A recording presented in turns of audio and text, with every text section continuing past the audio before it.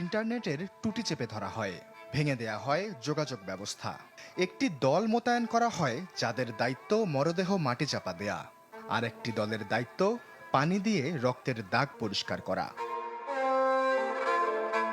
এত শত কসরতে বিশ্ববাসীর কাছ থেকে লুকিয়ে রাখা হয় সুদানে গণহত্যার চিত্র, কিন্তু নির্যাতনের মাত্রা এতটাই বীভৎস যা মহাকাশ থেকে পৃথিবীর দিকে তাকাতেই ফাঁস হয়ে গেল অকপটে।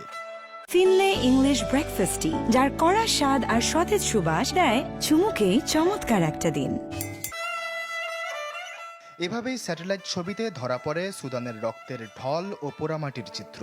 এরপর নড়েচড়ে ওঠে বিশ্ববাসী, উঠে আসে একের পর এক অবিশ্বাস্য ছবি, যাতে দেখা যায় বর্বরতার এক অবিশ্বাস্য চিত্র, যেন হরর মুভির চিত্রনাট্য কোনো। কোথাও ট্যাঙ্কের সাথে হাত ঝুলিয়ে টেনে নেওয়া হচ্ছে, কোথাও গরম বালিতে পিঠ দিয়ে শুয়ে রাখা হয়েছে, কখনো আবার গল্প করতে করতেই আচমকা চালানো হচ্ছে গুলি। সিঁড়িতে, দরজায়, রাস্তায়, ফুটপাতে, নর্দমায়, অলিগলিতে, শহরের আনাচে কানাচে আবর্জনার মতো ফেলে রাখা হয় মরদেহ, মানুষের নিথর মরদেহ।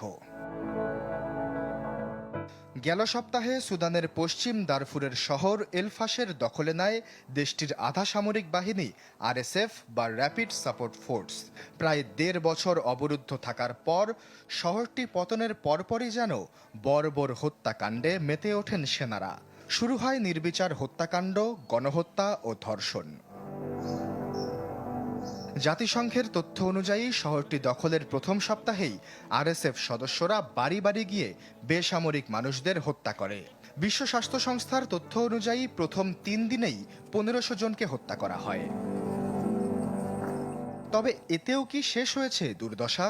ইয়েল বিশ্ববিদ্যালয়ের হিউম্যানিটারিয়ান রিসার্চ ল্যাবের হাতে এসেছে নতুন আরও কিছু স্যাটেলাইট ছবি, যা বিশ্লেষণ করে দেখা যায় শহর থেকে বাসিন্দাদের বাইরে যাওয়ার কোনো লক্ষণ নেই। তাই আশঙ্কা করা হচ্ছে বিপুল সংখ্যক মানুষ হয় সবাই নিহত, না হয় এখনও বন্দি অবস্থায় আছে। এর আগে স্যাটেলাইট ছবিতে শহরের দারাজা উলা এলাকায় রক্তের দাগ ও মৃতদেহের সারি খুঁজে পায় বিশ্ববিদ্যালয়টি। সেখানে লালচে মাটির দাগ খতিয়ে দেখে তারা জানায় এই অঞ্চলে ব্যাপক পরিমাণ মরদেহ ছিল, যার বেশ কিছু সরিয়ে নেওয়া হয়েছে, আর কিছু মরদেহ চলে গেছে পশুদের পেটে।